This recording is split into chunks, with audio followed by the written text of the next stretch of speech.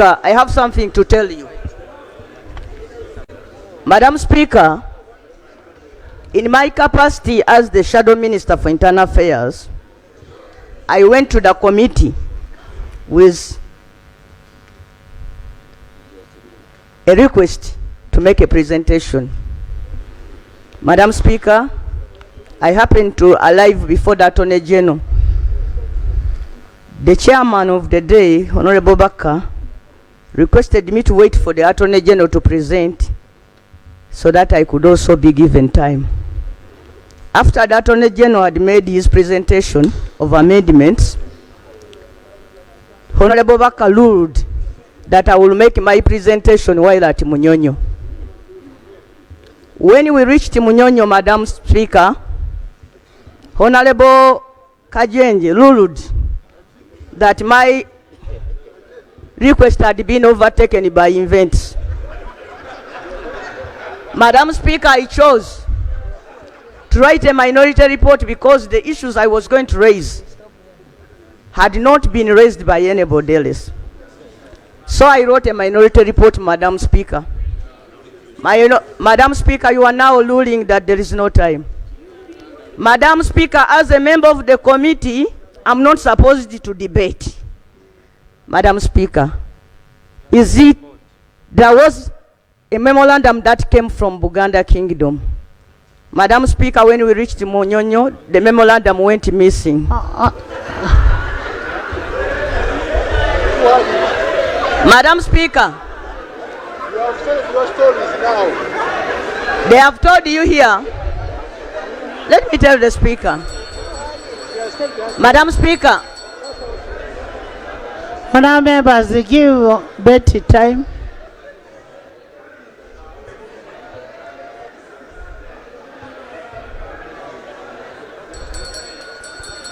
Some order. Madam Speaker, I've heard the chairman telling you that when we were at Munyonyo, we heard from the Governor Bank of Uganda.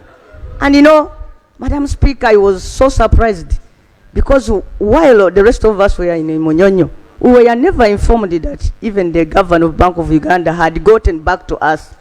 Madam Speaker, because of those many issues, we are also told that 700 people sent memorandums to the committee, but only 47 of them were accounted for. I feel so silenced. Is it your ruling that the people from Mukono should not be heard on this? Honorable Betty. Honorable Betty, my sister. The people of Mukono have been heard. You've spoken for over 5 minutes. You've raised your issues, and we are going to address all of those issues. Honorable members, we have all these supplementaries, and not supplementary, but minorities. We are going to go. Ensi tano wakati wababaka bali ku ludda oluvuganya gavumenti ate n'abo abali mu kibiina ekiri mu buyinza ekya NRM ku tteeka lino erya Protection of the Sovereignty Bill ekyagenda mu maaso wenkoledde n'emboozi eno okuva ku ssaawa 9:45 paka wendicodingidde emboozi eno ku ssaawa 2 ez'akawungeezi nga mu paalamenti ate ensiitaano ekyagendera ddala mu maaso era nga by the time of this recording parliament bakyagenda mu maaso okubeera nga ate babadde bakyagenda mu maaso okubeera nga ate batunuulira kawaayiro ku kawaayiro era nga mu buwaayiro by the time wenzidde mu recording nga akawaayiro namba 1 kakoleddwamu enkyukakyuka, akawaayiro namba 3 kakoleddwamu enkyukakyuka, akawaayiro namba 5, akawaayiro namba 6 ne akawaayiro namba 7 bibadde bikoleddwamu enkyukakyuka either nga olulimi olwakozesebwa lukyusibwa oba ng'ebigambo bijjibwamu completely ne babiriplacinga n'ebigambo ebirala. Wabula ekifaananyi ekirabiddwa mu paalamenti olunaku olwaleero Parliament ebadde ekyaludde okufuna abakiise abangi bwe bati naddala nga tutuuse ku nkomerero ya Parliament okusinziira ku kibalo kya Speaker wa Parliament olunaku olwaleero ababaka abasoba mu 3 be basobodde okukiika obutereevu n'abalala ne bakiikira ku Zoom naye nga bazze okubeerawo ng'abajulizi ng'etteeka lino eya Protection of Sovereignty Bill Liyisiddwa. Wabula egimu ku bizibu oba ku mizinzi egisinze okweyolekera mu lutuula lwa Parliament olw'olunaku olwaleero be babaka abali ku ludda olwa gavumenti okubeera nga baweebwa obudde okusobola okuggyayo ebyo ebyabwe. For example, nti nno chairman w'akakiiko oba omu ku bachairman b'akakiiko Kajenjwe aweereddwa omukisa okusobola okupresentinga majority report mu budde bwa ddakiika zibadde 45 wabula oluvannyuma lwa minority report okubanga zaafulumye 5 Speaker wa Parliament n'agamba ababaka bonna nga bwe bakoze report beekolemu omulimu bakozese eddakiika 30 okusobola okurepresentinga minority report 5 ate Parliament esobole okubanga ate yeeyongerayo n'ebintu ebirala bingi nnyo ebyongedde okukuba ebituli mu lutuula lwa Parliament olw'olunaku olwaleero n'ekigendererwa ekituufu wakati ng'abamu balowooza nti nno kyandibanga waliwo ebigenda mu maaso okubeera nga ate bikusibwa naddala nga Speaker tawamwaganya abo abalina okwogera ate era nga ne boddayo ababaka ab'okukakiiko vidiyo gye ntandise nayo Honorable Nambooze nga nnyonnyola Parliament nti bannange nze ndi member kakiiko ka Parliament ak'amateeka ate era ndi state minister ndi shadow minister owa internal affairs wabula ngadde ntuula kakiiko emirundi gyonna gye nasuubizibwa okwogera kwange wa presentation yange bachairman bagenda mu maaso nga bakupushinga ne maliriza nga soogedde kyokka nzize ku floor ya Parliament nga bwe ndi member wa committee kirowoozebwa nti bwe twali mu committee twateesa kakati sijja kusobola kuteesa kyokka ekisinga okunnuma nti mu lipooti eno eri mu kufuluma sirinaamu kirowoozo kyange ebirowoozo byange nabitadde mu minority report kyokka ne minority report ow'ekitiibwa Speaker ate ompadde obudde butono. Ekibuuzo abantu b'Emukono municipality abansindika bagenda kukiikirirwa batya? Tugenda kutunuulira ababaka ba Parliament ab'opposition nga bagezaako okulwanako okulaba nga etteeka lino erya Protection of the Sovereignty Bill teriyitanga bwe liri sinakindi lisuulibwa mu kasero wabula nga ate ababaka abali ku ludda oluvanya gavumenti bo bazze kugamba kintu kimu ayi ne baba tebawulidde kigenda mu maaso bagamba kimu ayi.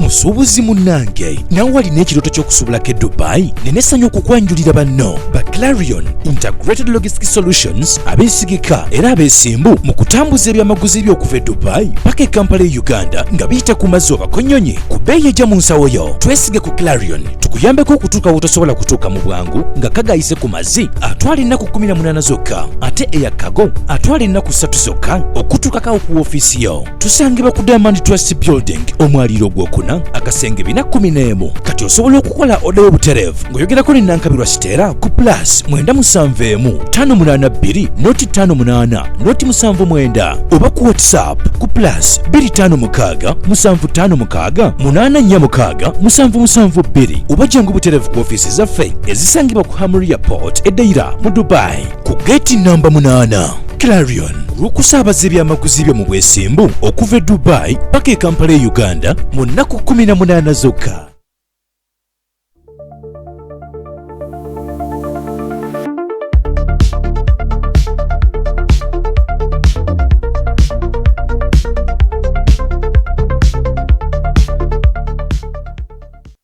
Kusema official eno gy'osinzira okubanga ate otulaba tukwebaza okubeera nga ate otwegasseeko. Thanks a lot for watching wabula kubanga ate otugoberera ate okutunula ebigenda mu maaso. Njala okusaba okubeera nga ate video eno ogirayikinga kijja giyambako okugyongera obulamu ate okwongera okubeera nga ate etambula okutuuka eyo gy'olowooza gye tulowooza nti ejja kubanga edduse. Commenting okituyambako okumanya ebiki by'olowooza ate tulaba ebbanga eriwerako kijja kutuyambira ddala ate embeera okubeera ng'etambulira ddala bulungi. Baneyera kubanga ate mbategeeza ku bannaffe aba African Canadian Foundation abakutegeeza nti the third global conference egenda kubanga ate etuuka. Third global conference eno eri ku substance abuse, eri ku addiction, suicide and mental resilience. Abantu abadiiringa mu bantu abalwadde b'obwongo abalina challenges n'obulwadde bw'obwongo conference eno mugyetaaga. Tugenda kubeera Canada ennaku z'omwezi 10 mpaka ennaku z'omwezi 12 September omwaka guno. Twatandise dde okubanga tufuna invitation zammwe. Ngamba buli muntu yenna oli eyo ng'obadde olina ekirooto eky'okugenda ke Canada tandika kati ng'okuba ku namba ezo ez'essimu osobole okuba nga ate obookinga ekifo kyo, osobole okuba nga ate weefuna invitation. Ate omukulu akyalimu mu ggwanga abadde yayingidde, so kitegeeza nti yennyini yajja okuba nga akwekwasaganyiza, yajja okubeera nga atuma ew'omuntu omutuufu sinakindi okuba nga ate akutwalayo. So banaffe aba African Canadian Foundation genda obeere nga abatuukira essaawa zino. Ate nawe oyagala ogenda mu conference osobola okugenda, nawe oyagala okuyitira awo nga gwe mukisa gwo wanoonya dde engeri gy'osobola okuba nga oyingira Bulaaya, engeri gy'oyingira America, Canada, ate osobola okuba nga ye gateway okusobola okuba nga ate ekintu kikutambulira ddala bulungi. Kale kaakati nzikiriza eri nga ate nkutegeeza ku bannaffe aba Aluhila Holdings Uganda Limited ku nsonga z'okuzimba abantu abali mu diaspora awo. Onoonya abantu abeesimba basobola okuyambako okutambuza sayiti ye esobole okuba nga ate etambula. Aluhila Holdings ffe bakugu bajja okukuyambako ekintu okuba nga kitambula bulungi nnyo. Buli kimu ekyetaagisa mu kuzimba tukikola, tukuba architect basobola okukubira plan ennyumba yo ate ne biodigester tanks tuzisima. Bw'oba oli eyo nga byonna biwedde naye nga weetaaga biodigester tanks, septic tanks zaggwako, Aluhila Holdings benkusaba okubeera nga ate weekwatako ku namba zaabwe ezo ez'essimu ebisingawo osobola okubeera nga ate obitegeera. Tuyingiddewo kwangala kwongera kukuba torch mu tteeka lya protection of the sovereignty bill ebirimu mubadde mugenda mu maaso okubeera nga ate mubiwulira. Ndi ne Nyanzi wano okwongera okuba nga ate ebintu byetegereza ogamba otya? Siina buzibu munnange Seimo official webale kuweereza bannayuganda era mbabuuzaako mwenna gye muli bampita Nyanzi live. Ndi musimu okubeera nga ate ne wiiki eno omulundi guno tusobodde okubeera nga tusinkanye. Video ebe kunyumidde kashare kakulu nnyo ako, kalike kakulu nnyo, ka comment yako katuyambako ku improvinga n'empeereza yaffe nesobola okubeera nga etambulira ddala bulungi. Era nkimanyi nti neyo olunaku olwaleero nzikiriza nti ejja kunyumira bwako kyoyize nakyera appreciation yeyo nkulu nnyo okugiteera wawo nga Seimo weebale kubeerawo ssaawa zino bwe ziti omuntu yakedde ku ssaawa 12 isina 12 kubanga bakola morning show ssaawa 10 zikusanga wazukusedda kati so manyi ki kyoyitamu ebintu nabirabanga tuwummudde. Kale njagala tutandikire at least tugenda kutunuulira emisanvu n'emiziziko egisuuliddwa mu makubo ga bannaffe abali ku ludda olwa gavumenti mu kugezaako okuwadaawadako mu kulwanisa ebbago lya protection of the sovereignty bill. Tugenda kutandikira ku nsonga ya leader of opposition gye yatandikiddeko. Leader of opposition yatandikidde ku nsonga ya raising a concern ku bbaluwa y'omukulembeze w'eggwanga gye yaweereza, era ng'okusinziira ku leader of opposition agamba nti n'omukulembeze w'eggwanga ebbago lino ekisooka kyasoose okulambika nti nno ebbago lya protection of sovereignty bill bbago lya executive bali ya government. Unfortunately ennaku ntono emabega omukulembeze w'eggwanga yavaayo ng'ayita ku mikutu gye neyeegaana ebbago lino ng'agamba ebbago lino erireetebbwa siryeyo nakola ki speaker n'agenda mu maaso n'amugamba bukakafu ki bw'olina obulaga nti nno president yagenda mu maaso kubanga atawandiika ebbaluwa. Leader of opposition ng'ebbaluwa yagiggyeeyo dda. Speaker takomyeko n'agamba ebbaluwa ya State House nga sigirabangako nga ki nga njeru. Speaker Senyonyi n'amugamba nti omulimu gwange kuleeta information, omulimu gwo ku verifyinga information. Okategedde bulungi. N'ebintu ebirala bingi nnyo byagenze mu maaso okubira nga ate akubamu ebituli okusinziira ku ngeri bikola ki gye bitambuddemu ntandikidde awo. kakati leader of opposition Joel Senyonyi omanyi bebamu wano kubamu ku bantu betwasuubira nti tebali baako kye bakola era Joel Senyonyi we yalondebwa ku bwa leader of opposition okureplacinga Mathias Mpuuga mu mwaka gwa 2023 majority y'abantu abaali bamulaba baga naye ojjawo otyo omuntu ali much more experienced noteekawo omuntu atatali experienced naye ate obukulembeze bwa Joel Senyonyi bwe yatulaga bwokka nga akyali ku kkosase okubeera ne capacity kuba tochi mu bintu ebisinga era ebintu ebisinga in fact nga tetunaba natuuka ku sovereignty tusookedde ku bill lya ku supplementary eri gye tutandikidde ogenda okulaba nga atuuse n'atuuka ku eyo factory ya sukaali n'abajjukiza n'abagamba bannange na raising ensonga zino neweziti so akulaga okubeera nga omuntu oba oliawo eggwanga lye lyetaaga ku side y'oludda oluvuganya checks azikola bulungi nyera government agikeepingamu kugikebera buli ango otuna kufula parliament nga wadde bano balina numbers but at least there is resistance of ideas. Exactly. So kati bwalese bwatuuse ku floor ebimu ku ebyo ebyenkizo byatandikidde badde baluwa ya president naga nti banna ekintu kineno kya state kubanga bw'okyanalyzinga obulungi ku side y'okubeera nti ani aliyo kiseesaamu ekigambo kye bayita sovereignty kyawandikibwako mu constitution y'eggwanga bwe tutandikira kwennyini article number M egambo buyinza bw'abantu kakati ebbago bwe libanga abantu tebaliwagira institutions ezisinga teziriwagira almost nalabye nga over bebayise abalabiseeko mu kakiiko mu buntu baali 53 webale nnyo 51 bali against Anthony Jeno ne Sibambi bagaye n'omusajja bamuyita Asiimwe bwe bali wagira mu Uganda yonna kati nga bwogira ba Uganda eno gye tulimu abantu miliyoni obukadde 48 kuliko abantu bameka be basinze okulibeerako nga balikola ki in fact n'abali ku ludda olwa NRM babadde bali against kubanga already obuyinza buli mu bantu kati abantu bwe babanga be bannannyini buyinza be bagaa nti ebbago lino eno teritufevalinga kati gwe liba ligenda fevalingaani kyekiri eri kyatandikiddeko nti president bw'abanga yawandiise ebbaluwa n'agiweereza wadde omanyi speaker atera nnyo okukozesa technicalities ezo ku floor of the parliament yajja kugamba kino oba kiri ninga naye akimanyi ti mukamawe okay kati asinziiraawo ku floor of the parliament adinouncing nti eyo si Twitter handle ya president nti era information eyitako yonna eba fake kubanga literally kyabadde agezaako okutegeeza nti Seymour okubanga tewalabye kintu tekijjaawo nsonga nti kya happenings oba kituufu mu bigambo byayongedde okuggumiza speaker mu argument yagamba president bw'aba ayagala kucommunicatinga eri parliament takozesa social media awandiikira chief presiding officer wa parliament custodian w'amateeka mu parliament ye speaker n'amutegeeza nti nandyagadde kino kikole ki kibe bwe kiti kakati osobola okuandastandingayo ekintu kimu nti speaker asobola okuba nga abadde azanya politics okukiyitako however kisiiga ekifaananyi eky'omunda nti omukulembeze w'eggwanga asobola okuba nga byeyatuwa ku social media yali atuwuddiisa anti kati neweebuuza ekibuuzo bye yawandiika mu social media wali eri okulaba nga divertinga sovereignty bill tebituuse ku floor of the parliament tebibaddeeyo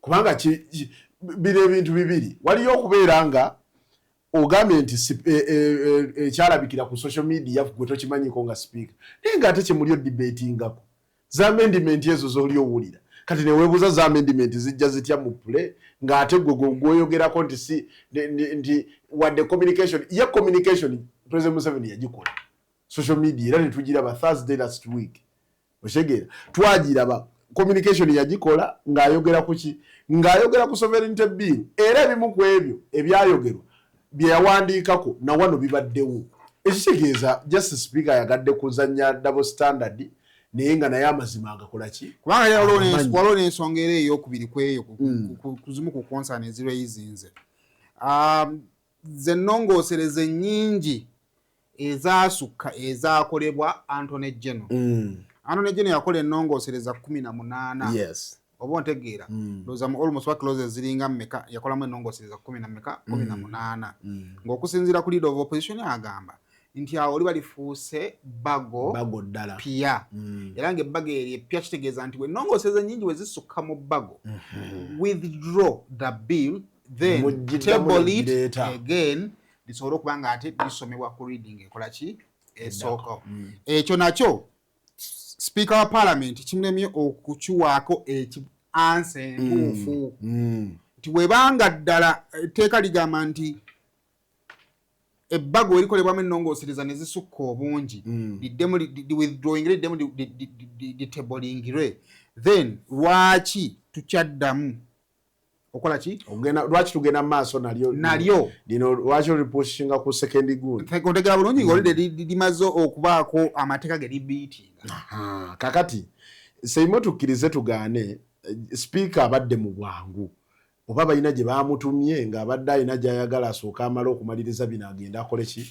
ekintu kye bali okuyisa kyemanyi bayinza okuba ne vidiyo eno wetunagimalirawo nga bamalirizo kiyisa kiri very sensitive naye engeri supiidi gye bakitwalamu balinga abakulaga nti Uganda olugigeti bagenda giggala ku Lwakutaano nga kati so olwokubiri olunaku olwaleero buli kimu balina kimala kamu what may buli kimu bateekedde kukola ki sipiika parliament olaba supiidi kwe baddukira bakakiddwa okubeera nga batuuka ne mu rules of procedures engeri parliament gyeteekeddwa okuoperatinga ne bajja abolishing eyo ne bagissa ebbali akiri ne batandika okuleeta zi motion eziriidinga okulaba nga zino bazisuspendinga some of the rules oba technicalities eziyinza obbakwata nga buli kimu aleetako nti okay kati kino tukidebatingeko kiyite tukisuspendinge so that tusobole okuyisa ki yo yennyini biiru ng'ekyalina ku level y'obukiiko muwulidde awaana akakiiko amboze kwali nti baakawa ennaku 45 era kayinakoko n'omulundi omulala wakyayogerwa ku kofi ndowooza yali kofi bill nti bwe baatuuka ku level era yatuuka n'awaana akakiiko bakoze okunoonyereza okwaki but again mu rules of procedures bakuwa ennaku 14 nambirira nga bagamba nti biiru yonna tegenda kuyita nga tewannayita nnaku 14 ekitegeeza ne biiru teweereddwa opportunity eweza nnaku 14 okuva ku first reading teziweze nnaku 10 kati 45 gali eri agaweebwa komiti eyo komiti bambi namboze gyabadde agwa ku booda mukazi wattu okulaba nga ebirowoozo bye bituuka bagiyisizaawo misinde 45 tebazikoze ki tebazikozeseza kyakubiri time mwe tuli reading eri eyasooka bwebanga yakolebwa the other week wabadde wateekeddwa oyita weeks 2 endala balyoke batandika okugiyisa kati ako nako badde balina okukabayipaasinga yereeteddwa government chief whip kyova olaba olengedde Joel Senyonyi mu bumu ku bukunizo bwatandise okuleetawo obwo technicalities obwo kiki ekituleetera okubeera ku speedi bweti seimo ffenna twandibadde tukyebuuzani naye okay owulira ku level ya committee ekintu kiri off bucket nti abayinza okukiteesaako bo bennyininyini tebaweereddwa opportunity emala kwekkaanya step by step tuli mu time nga wiiki ejja kulayira kwa mukulembeze wa ggwanga okay wiiki ejja kulayira kwa bamemba ba parliament ekitegeeza time eno gye tulimu teteekeddwa kubeera nga ya tension nnyo nti eggwanga litransitinga okuva mu parliament ye-11 okudda mu parliament ye-12 naye tugendeddewo ku tension ndabye ne namboza ekintu kino akimensionize naga nti osinziira ku mawanga ga commonwealth gatukugira okuyisa amateeka bwe gati oba bills bwe ziti naddala mu kaseera nga tuli mu time eggalawo era ndabye no yabadde odu alese suggestion yagamba nti naye ekyamazima bwe twandibadde tumaliriza generation tewandibaddewo kupresentingi mateeka mapya gakola ki amateeka mapya kakati njagala nsooke for the fact of abava ku mirimu n'abadde abali busy kisooke tubaweeko ku ebyo bino tubadde tukola ki twogerako nsaba nsooke mbawe leader of opposition Joel Senyonyi n'ezimu ku presentation eziyasoose bwe tukomawo njagala tukwate ku Jonathan Odol omu ku bantu olunaku olwaleero mpulidde bubi. I've seen brains moving out of parliament. Yeah. Nga it is either it was sponsored state oyo n'avaayo anti oyo tadda oba because of ego failing to understand the political times. Jonathan Odol, man, I've seen a brain moving out of parliament. Yeah. I've seen Oweekitiibwa Sseggona, a brain moving out of parliament. Yeah. Ali yeri mu gundi za supplementary budget nalabye Ssemujju. Ngamba Uganda eno erina problem eriemu. Olaba system ya America bw'ogyetegereza seimu. I think ndowooza eggwanga engeri speedi kati gye bali otutwalirako batukuliyetingireyo parliament nga bw'olaba America bw'ekikola. Twetaagayo parliament y'aba intellectual. Osegeera kubanga kati omanyi leero mbadde n'akantu akabadde fane ke mbadde awo ne ndowoozaamu nga ndikwetegereza ensobere nti ne ŋŋamba ebbago lidiscussingibwako omuntu owa siniya ey'omukaaga. Okay? Tegeera. Owa siniya ey'omukaaga amala odidiscussingako. President naye n'agisaako naye obukwakulizo bw'alina naye ateekeddwa kuba wa mukaaga. Naye n'alisaako omukono. Bw'amala oddisaako omukono owa siniya 4 yalikwasisa omupoliisi. Kakati kankoke nkuyambe ekimu nga tugende ewa speaker ewa leader of opposition. Ku ludda oluvuganya gavumenti Joel Senyonyi. Okay. Tufunye oyo kakati abalali bajjidde mu bukiiko. Honorable Namboze awo nawo tugenda gendawo. Honorable Namboze Mulima Mayuni Sseggona Gilbert Olanya Odul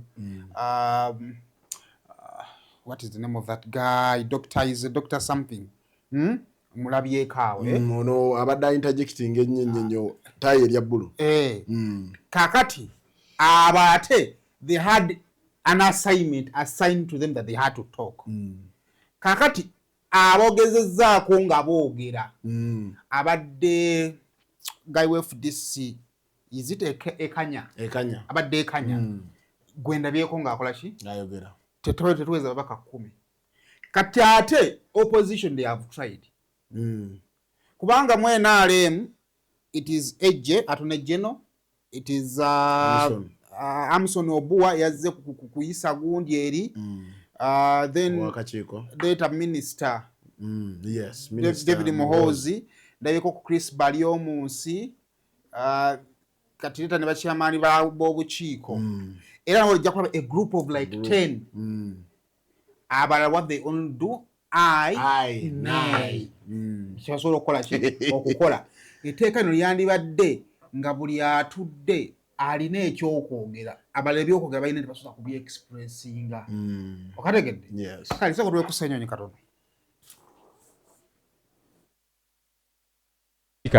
In his letter he said he called the 2 chairpersons of committees regarding this bill. Okay.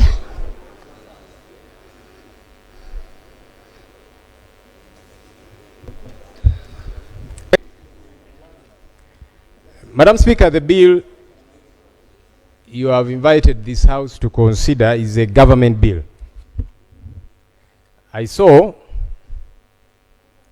a tweet by the head of government and a letter signed by retired General Yoweri Kaguta Museveni Tibuhaburwa. Sabalwanyi. That's not part of the names. So, in his letter, Right Honorable Speaker, he actually disowned. Is it in his letter? Yes. Can I Let have me a submit, Right Honorable. No, I want us to talk with evidence. Can we lay the letter on table? I came prepared, Madam Speaker. Here is a copy of the letter. I am tabling it. I have never seen a letter from State House in white. Madam Speaker, this is a copy of the letter, and I am tabling it. Normally we table documents, then they can be processed and authenticated and so on. But let me raise the point I was raising, Madam Speaker. In this letter, he disowned the bill that was tabled by the Minister of State for Internal Affairs. In fact, he was appalled, wondering what it is that we were debating. Also, what bothered me, Madam Speaker, in his letter he said he called the two chairpersons of committees regarding this bill. I don't know how procedurally that gets to be correct, that now the executive gets to meddle directly, because it should be you, Madam Speaker, to call chairpersons of committees, guide them and so on. But if they are getting guidance from the executive, it's a problematic issue.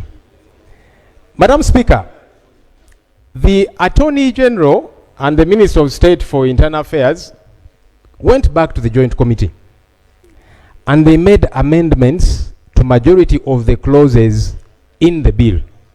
Please note, for those who have been following, amendments to majority of the clauses in the bill.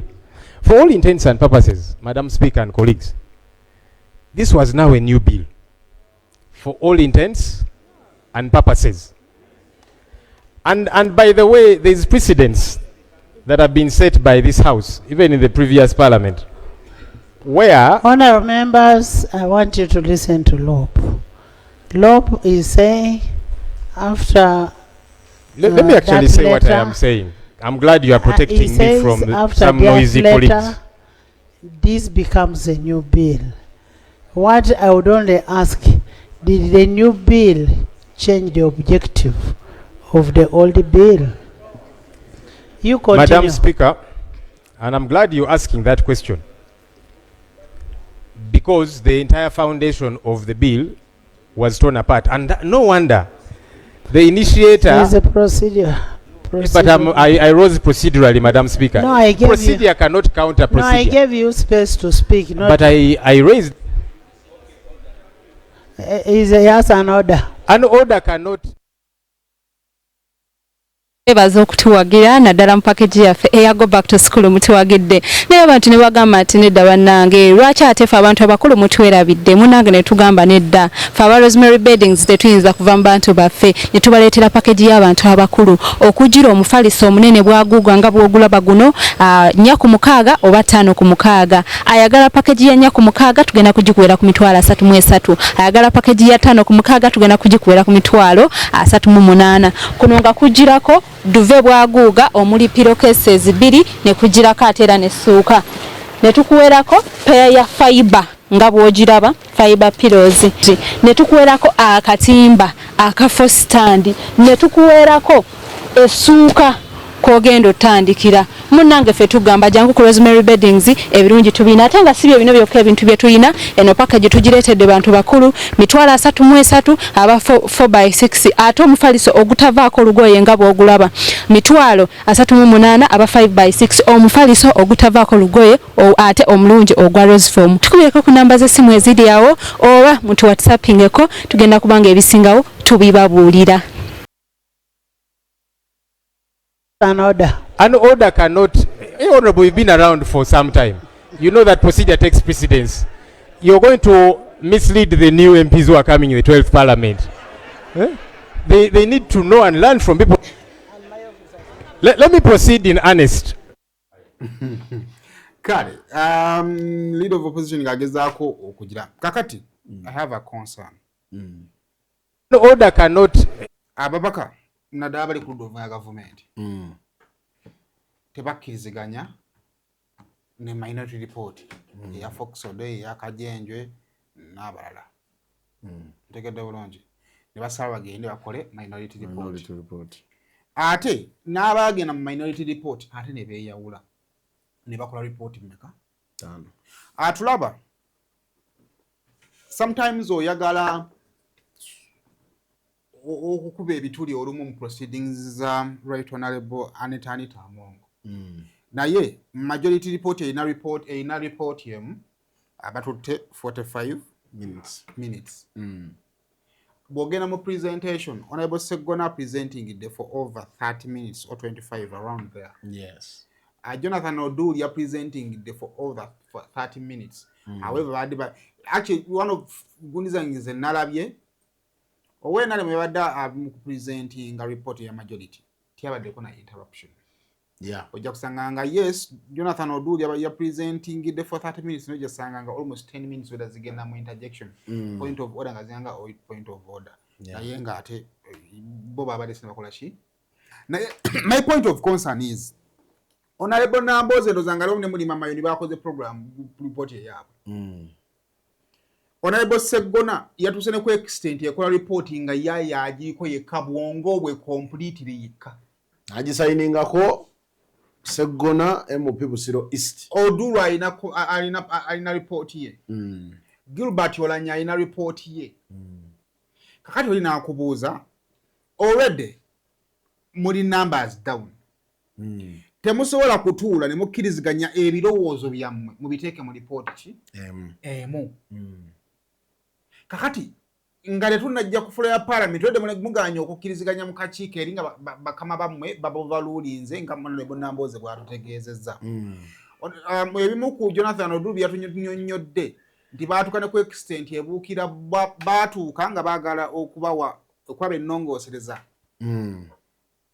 Ate ne gye yakolamu ennongoosereza eyo gye yakyusaamu ne bagibawa ku masimu. Ne bagamba lwaki temutuwa hard copy nti eno weekend parliament ekola ki? Tekola. Ne batuuka ku extent erinnya boda bagende printing. Now, despite of all the challenges they went through, mutuuse mulaba abasajja babazannya akazannyo, then you even fail to unite to have a single report. Kubanga ojja kusanga nti ekiremesezza opposition okufuna a single report presentation nti babadde ne reports nnyingi. Bw'okwata time gye bamaze mu presentation eri over 1.5 hours naye bonna tebamalirizayo report zaabwe. Seyimo, ekibuuzo kye wandibadde osooka okwebuuza mu paalamenti ya Uganda eyo olowooza mulimu ab'NUP bameka? Ojjeeko eyafudde eno eya 12 bandibadde kale tubalire ku 5 nti DF parliament 10 eya 10 eno gye tulimu ene 11 11 DF yatwalayo abataano NRM netwala kondoza nga basatu babiri yatwala 2 Kagabo ne Rwanga then gundi nadda wakati Kazibwe Bashir anti kati be babaka sibe bo musanvu ananti munaze bataano ogattako wano bana musanvu 8 nina kimuli 9 kati 9 teguliwo botugubale nti tegu naye waliyo abataano abakyali ku opposition ye DF n'omu Kazibwe ali makati awo kati tugenda ku FDC erina ababaka bameka mweno parliament erina ababaka 32 Democratic Party mweno parliament ekeri mbabaka 7 kakati point yange yeno abaka abali ku ludda oluvuganya kyemanyi balabika balinga mu 10 naye kusinza kubala kwe tufunyeewo awo babadde n'ababaka nga 50 mbadde ndaba ow'ekitiibwa Segona alina olumbe lw'omwana omu mukozi ku CBS awo yafiiriddwa bazaddebe ndowooza mu kugezaako okujustifyinga lwaki azze okuziika kyendowooza nti oli musajja we omukulu oyo baakubba ennyo ku social media nti akubwa nnyo yafiiriddwa maama we. Mu kugezaako okujustifyinga kyendowooza nti kibateekeraako explanation ono omuntu wange bootegeera agambye aleese etteeka ali mu katemba n'abagenzeeyo okuwaddawaddako bali mu katemba obufunze atagenze asinga kitegeeza nti opposition ku babaka abali mu 10 plus abali mu parliament ene ye 11 almost 40% of them have not turned up. Kakati ekyo kyekimu ku bintu byenjagadde osookerako okulaga nti banange n'okukulembera oludda oluvuganya omanyi lwaki opposition yaffe baddewo emyaka 4 nga tetwala buyinza balemererwa kwaka akantu ako akasembayo ak'enkizo NRM we bakubira NRM leero bakedde kuyita babaka bayo kumacha ku office of the president yawo ku Kampala Road ne babayita ne bababulira bwe kibagenda okukola oba mubimanyi oba temubimanyi oba mubitegeera oba temubitegeera kati bye mbadde mumanyi musooke mubisse ebbali mbadde mumanyi mubisse ebbali kino kye tusazeewo kokasing otegedde kakati oludda oluvuganya lwaki bakola gavumenti eyo ng'erimu aba FDC erimu aba Democratic Party erimu aba UPC n'obasanga nga bali under one leadership eya Joel Senyonyi oba Mathias Mpuuga yina gwe babalooze lwaki kikolebwa olw'ensonga nti leave alone bino bye tubeera eno ne twekuba olw'okugenda okunoonya akalulu nga tusinzira mu political parties zaffe ez'enjawulo bwe tutuuka ku floor ya parliament kati tuba tutandise okudefiningibwa n'erinnya limu ab'opposition okitegedde kati ensobi eri emu kwe kubeera ng'oli wa opposition ne mu parliament n'osalawo okubeera mu pate yo ekyo kimu ekyokubiri feeling nze nzikiriza nti lipooti y'omukulu Medard Sseggo ebadde ennungi era bw'obanga ogiwadde amatu osobola okuwuliramu ebikulu ebirungo ebibuza ate mu ya Jonathan nti Jonathan kituufu obadde n'olugendo lunene nnyo olw'okunyumya ne lukumalira ng'otutte almost 80% y'obudde bwo otuuke ku last time otandike kukolima nti bannangenda kuva mu parliament oluzinga ekinene walemeddwawo ekyo nno kikulaga nti walemeddwawo okubeerawo okukwatagana ku bantu abali ku ludda oluvuganya obwedda ndaba abo batuusenga okuvotinga motion oba egende maaso oba nedda ndaba n'omu ku bakulembeze ba Forum for Democratic Change nga yayimiridde n'abeenialeero obwedda abamu ku bayimiriddewa kati ekyo kikulaga ki kikulaga nti first of all oludda oluvuganya teruli wamu mu nsonga gye bali ovuga kati wekituuse ku lipooti nze mbadde nsuubira nti akali amaggwa Sseggona time eno si yabikuzanya byabufuzi maama Betty Nambooze time eno si yakuzanya byabufuzi kubanga ekiri okukolebwawo Joel Senyonyi statement gyakoze egenda sigala ku record waliwo ebintu ebimu nga byetaagisibwa okukozesa mu technicalities nti oba oliawo ne muliba mugenze mu constitutional court mulibaako ko ne we mutandikira kati brains zammwe ze mwandigassa awamu muzaawuddemu olw'ebyobufuzi ebyakalulu ne mubireeta wano kyovola bona aze n'agamba asoose n'ajja n'ayitawo awali akazinalo n'amala tuukanga wano bw'amaze ne bamuyita simanyi bamuyita na linnya lya jjajja mu parliament nadda n'agamba eno lipooti bamuyita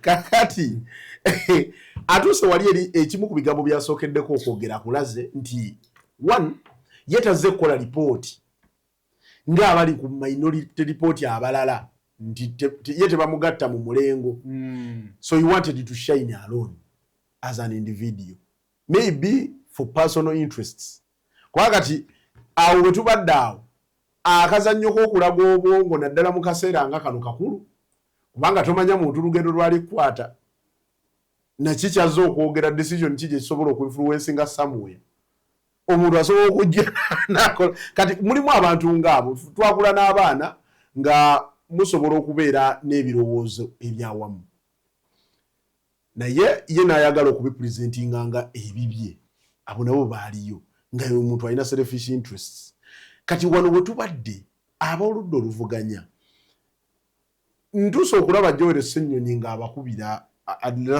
tuuse n'asaba sipiika n'amugaa naye abantu bange tebawadde budde bukola ki kubanga lipooti zaabwe tezisomeddwa.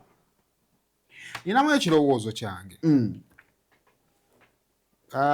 opposition erina post ya commissioner erina leader of opposition ne chief whip then ebiina bikola biba whip nze ndowooza because kati kino kyalina kukyukira muri lyo tteeka eryagaana kati nze nandowooza mu buntu NUP yandisazeewo yandikutte ebifo bino ebibiri n'ebitwala naye kola omulimu mu bibiina by'obufuzi ne byerondera whip for the good of opposition nti leader of opposition n'obuzibu bw'alina nti of course ebirowoozo abalina by'opposition niye asinga kuleeta bya kibiina kye eky'ebyobufuzi nejjukira whip yakunga kati oyinza osanga nga NUP yamanyi ku opposition naye nga terinamu mutabaganya wakati awo asobola okutabaganya these other political parties naye nga ate singa okwata omukyala wa PFF oyo Woman MP Guru n'omubwa chief whip atayinza okukwasaganya opposition because kati nze ndaba this is a challenge of not a challenge of lead of opposition kubanga buli bibiina byonna birina abasaba ababikunga naye ono abakunga awamu abagatta asobola obbagatta kubanga NRM yo webanga emanyi tulina assignment ni gye tugendamu bakeera ku makyane ebakunga mwe mutudde muzze buzi temumanyi na buli omukyalowoozaako okategeera mugenda okumaliriza nga bwe mutuuka ku nsonga nga zino ate mulemereddwa oba okategedde kakati njagala osooka ompeko ku Jonathan Odul katonda dakiika ng'emu bbiri ate tukomewo. Of Defense and Internal Affairs. Honorable members, can we listen to the report? And the Committee on Legal and Parliamentary Affairs on the Protection of Sovereignty Bill 2026. This minority report is brought under Rule 215 of our Rules of Procedure of Parliament. In the opening remarks, Madam Speaker, it is critical that today, when a draconian bill is presented to this Parliament for enactment into law, the minority is persuaded by some of the most memorable speeches in the political history of Uganda. Honorable members of Parliament, please pay attention to the contents of this speech attributed to President Yoweri Kaguta Museveni in the early 1990s. This is what he said. I open the quote. Depending on the nature of the state, in a given society, law can be an instrument of oppression and exploitation, or of social justice and progress. Law is not synonymous with justice. It is not always synonymous with justice. It can be, but it may not be. What is legal is not necessarily what is just. Law can be used by the strong against the weak, by the rich against the poor, by the minority against the majority. Historically, law has been used by the oppressor against the oppressed. During the slave trade period, enslaved people were owned and disposed of like chattels, and it was perfectly legal to own a slave. The NRM government is strongly opposed to having laws on our statute books which serve the interest of the minority against the majority of the people, or in which any way promote to serve the injustice or advance backward interest in our society. We close the quote.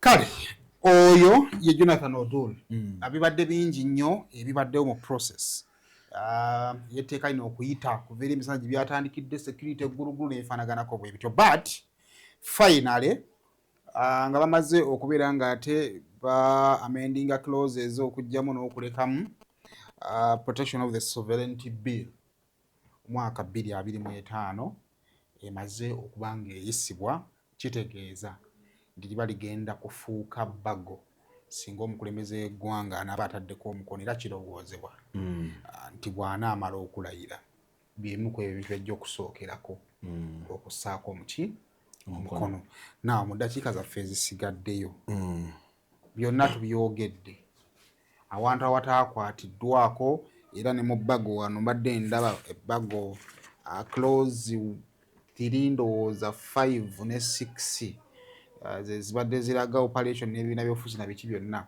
awo bisinga tebikoze eki tebikwatibbwako kino kigenda kulekawa ekibiina nabadde nina byengezaako okukompayiringa buli kibiina ky'ebyobufuzi kirina amateeka gabadde gakijjirangako etteeka lya public order management bill kyejja lwa Dr. Kanokizo Besigye ne FDC kubanga ekika ky'ebyobufuzi bye baali bazannya byali byakuguguba nakutambula nakwekalakaasa.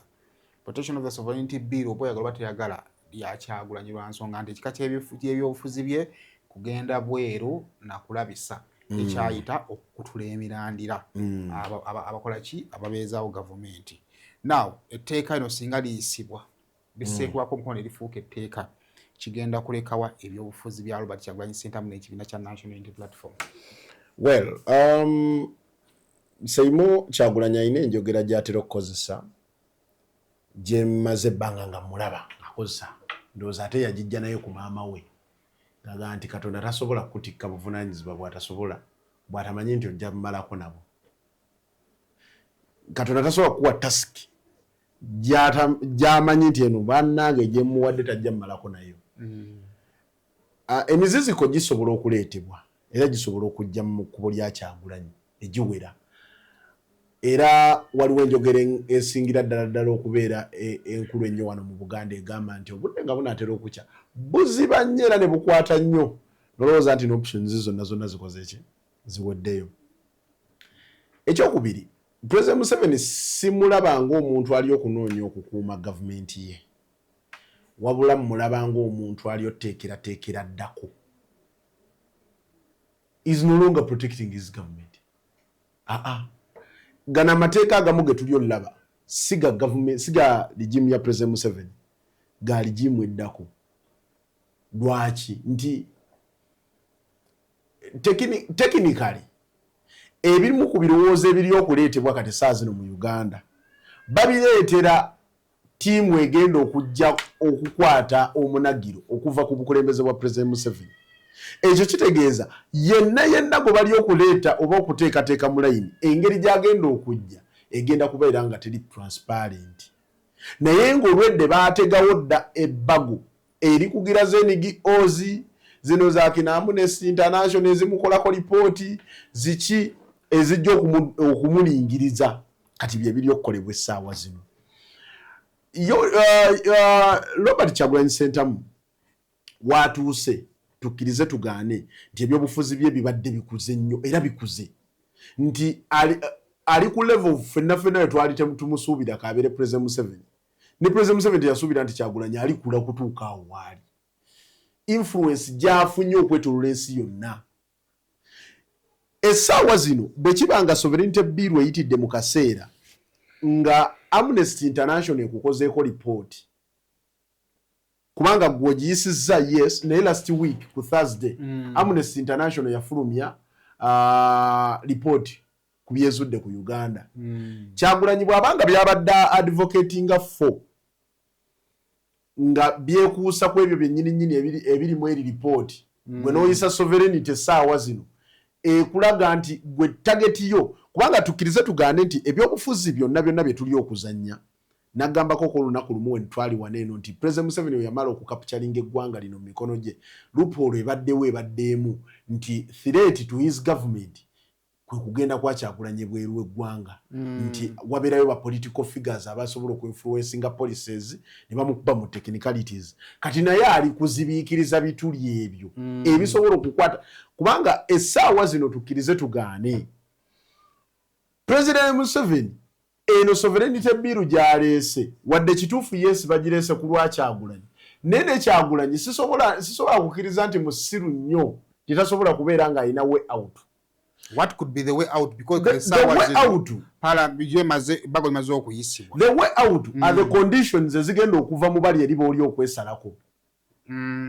Otegedde bali eri booli okwesalako bayina stand y'amaanyi nnyo mu kola mu influencinga policies ezimu ezitambula mu ggwanga wano wadde tebali wano nti okyayimirirawo ku buyambi.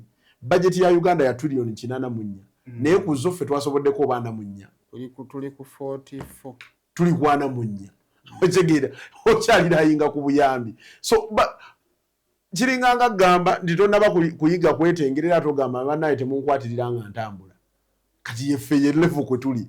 Kati bw'abanga oli naye akyaddukidde eri asobola bulungi nnyo nze nkubulira ebigambo. Bwe tubanga budget yaffe ekyali financed ebitundu almost 40 ku buli 100 okuva ku muzungu. Naye tuba tulina etteeka ya protection of the sovereignty bill, we shall reach to an extent of having a compromise. Exactly. Lwaki nkigambye ekyo? Eteeka liryo ligambye babaddemu ko process babadde baddirizaamu nti bakwata simanye bakwatira ngoga olimenye emyaka badde bagamba 2 noza ne basaba ne badda ku 10 kyakula nti bajjadde mukwatira muli netteeka nze kigambye kubanga parade gye bakwatirako abaana ba NUP kikyagulanye bye parade yemu gye yaliko era ye yalambula ennyiriri ezo kati omukumye yamuliko emabega yedi mutwe y'omukubali ku musango ogwo yetaliiga lwaki kati ono ffe tumulabanga Bobi Wine ono omuyimbi naye ate ensi emutwalira mu kifaananyi kirala omanyi Seyimo waliwo kye bayita okustrengtheninga foreign policy eyo awo mulungi nti bali eri abagenda okuwa obuyambi bateekako conditions okay agenze mu mawanga gali eri asobola okubeerayo statement zaakolerayo n'abagamba bannanga bwe muba kugamba nti ndi mubi nnyo n'omusajja wuyo yandeetedde n'etteeka erinkugira okujja obbagamba bino bye mbagamba naye kati eno lipooti ya Amnesty International kati ne Amnesty International enoonyereza ku human rights naye tebagikkiriza kati kubeera nga ebakobye kubanga ne Amnesty International bagitwalidde wamu kati mu sovereignty bill eno eyisiddwa nti nabo bakola independent investigation ku human rights nabo bano babakoze eki babagaseeko ekyo kitegeeza nti ayina naye banking ey'amaanyi ennyo kyekiri kyekugambye nti tewaliwo kintu Katonda kyamuwa nga tamanyi ngeri gyagenda kiyitamu n'ekirala tukkirize omanyi waliwo time weetuuka nga omuntu afumba aweddeyo President Museveni alina okukikkiriza nti ensi entambula gy'ebadde etambula erina otuuka okukyuka oba ayagala oba tayagala ensi jatuuka ekyuke abayisizza etteeka abayisizza lino ebbago bayinza okuba batunuulidde tudde naye ensi eno nzibu nnyo nti sovereignty bill gy'oyisizza ku Lwakyagulanyi lusobola okujja okukeera enkya ng'ate ebintu byekyusizzaamu kati oli mu kukolima nnyanzi adda sikukolima kwogera facts omusajja bamuyita sheeke kiti yayogera akagamba akagaa teriyo gavumenti erwanyisa kuvaako buli gavumenti ereeta kugana amateeka Bastalini nabo baaliwo nga nabo baleeta amateeka ge gamu baleeta ebirowoozo byebimu naye teriyo gavumenti esobola kukiwangula kiki ekiteekeddwa okukolebwa tulina okukkiriza nti politics kazannyo ka bongo kyekibadde mu paalamenti awo olunaku olwaleero nti Joel Senyonyi atuuse n'atandika kubazanya technicalities eziri mu rules of procedures lwaki nti that is politics ye politics kupaswedinga abantu mu faults ze tulabye mu process eno tuyinza okulabako constitutional court era we baliyisiza wonna president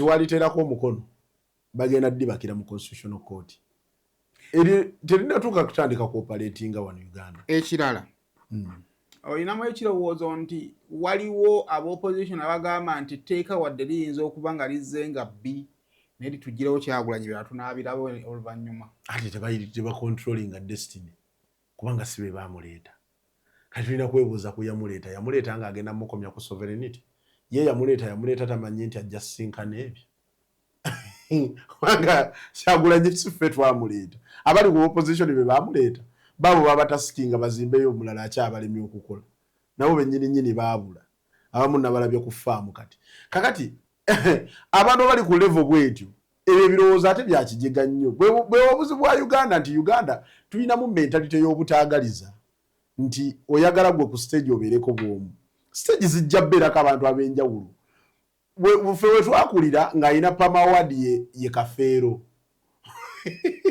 nga ye star wali ensi erina okubeerako ne basita babeerako ne babaako kye bazannya kati obuzibu bwe tulina aba opposition kwe kubeera nga politics yenna gwe bazannya kwe kubeera ba giant omanyi mu komera waliyo kye bayita okubeera omukulembeze w'abasibe naye nga naawe oli musibe tokkirizibwa kulwanira bukulembeze bw'abasibe kati abali ku opposition kulwanira bukulembeze mu opposition kubanga oli omusibe ate okulwanira ki obukulembeze bw'abasibe nga naye musibe kati ekyo kiba kyabwewussa so abali ku opposition bandibadde saawa zino nze nzikiriza kyenzikiriza nga nze personally nti bandibadde baadmittinga nti kati obukulembeze obuliwo bwa mwami Kyagulanyi naye kati ferroro ki gye tusobola okuyamba olaba ekyobutaba na numbers engeri gye kyaffectingamu nnyo Nogo mulimu gwani go opposition bagwa abantu babulijjo. Kati awo side bbiri Uganda tukyayinamu agamba nti nze Museveni simuwakalu naye gundi ye mubaka wange. Kati olaba Seimu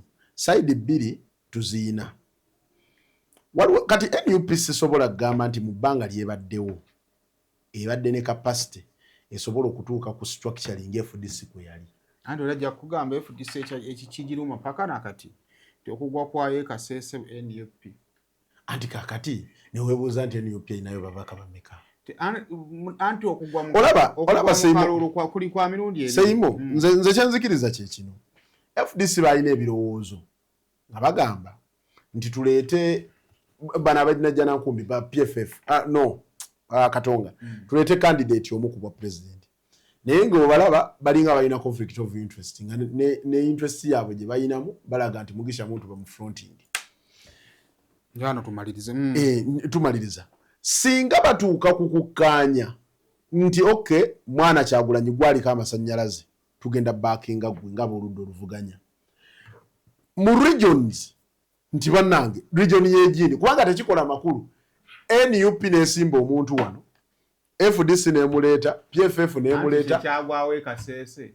Nti FDC abakabayo. Kubanga saawa zino obuyaga batoyagala. NUP yerina abawagizi b'enkyukakyuka. Ebina bya position era bina bawagizi by ideology. Otegedde? Tinze ndi wa DP ndi wa brain power. Era buli wenda ba DP. Oyo yenze. Otegedde bulungi. Kakati ne NUP ina ideology ne saa ntuvuga ideology evuga nkyukakyuka. Kakati buli ekibiina ky'enkyukakyuka bwe kijja. Kuba mu nkyukakyuka mulimu abalina ideology. Kati oba phasing out wajjamu. Kati NUP inaabo tombuulira. Musajja wange Munyanyama najja mu week emu n'asala n'agenda e Makindye East n'asanga abakubye campaign oli n'agamba nze kasitaba ne manvuuli kati aba nkyukakyuka.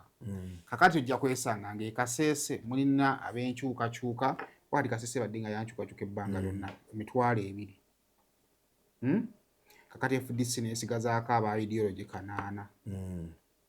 Otegedde? NRM ne maintaining abaayo. NRM neesigaza abaayo gumu kitundu NUP nejja nekujjako gumu 2. Kabaka kakubye. Okategedde bulungi. Kyekyawe kyekyewansi bambi kyekyewaasumani basaalibwa. Naye nga ne NUP toginenya ojja babuuza mwajja abajjema ne mwogana NUP nti bannange bugiri gitulekere.